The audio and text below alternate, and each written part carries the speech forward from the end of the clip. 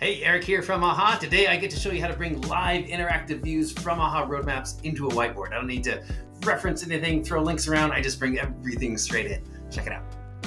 Okay, here we are in a whiteboard. It's almost June, so it's time for me to start sketching out my second half product roadmap. I found this beautiful thing where I find most beautiful things right in the AHA template library right there. Try it for yourself, but we did annotate it. I did do something. I want to share this with executive leadership to get some early feedback, but I want to put it in the context of some of the feature priorities we already agreed on. Now, I could do that with a billion little links right here, but that's kind of a terrible way to live.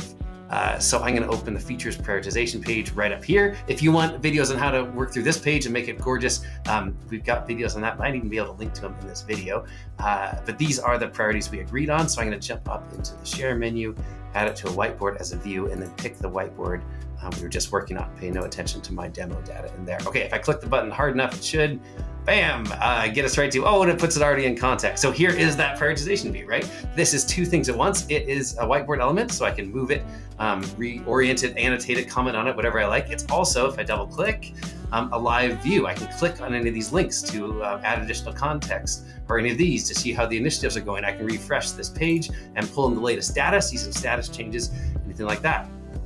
And there we are. That is it. A very simple thing I didn't know I needed. I now have context for my strategic plans, and we can all get aligned that much more smoothly. Enjoy.